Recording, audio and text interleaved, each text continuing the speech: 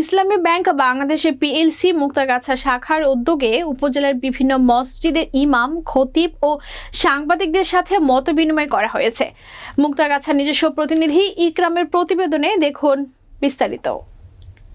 সোমবার সকাল 10টায় ইসলামী ব্যাংক মুক্তাগাছা শাখার মিলনায়তনে এ মতবিনিময় সভা অনুষ্ঠিত হয়।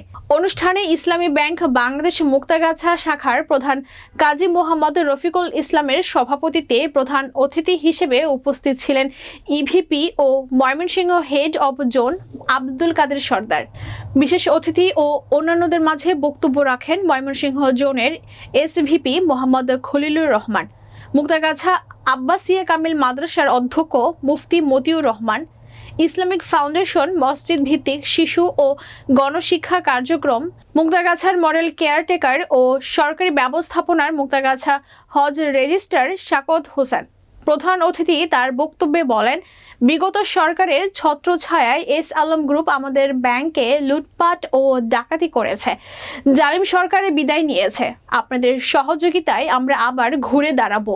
তিনি ইমামদের জুম্মার খুতবায় ইসলামী ব্যাংক বাংলাদেশের পিএলসির সততা, বিশ্বস্ততা সম্পর্কে তুলে ধরার আহ্বান জানান। তিনি সাংবাদিকদের উদ্দেশ্য করে বলেন, সাংবাদিকরা সমাজের আয়না। আপনাদের মাধ্যমে সমাজের ভালো মন্দ, দোষ গুণ প্রকাশ পায়। আপনারা আমাদের ভালো কাজগুলো সমাজের সামনে তুলে ধরবেন এবং আমাদের ভুলগুলো তুলে ধরবেন, যাতে সেখান থেকে আমরা শিক্ষা নিতে পারি। অনুষ্ঠানে ইসলামী সঙ্গীত পরিচালনা করেন নোঙর সাংস্কৃতিক সংস্থার পরিচালক হাবিবুল্লাহ মিজবাহ।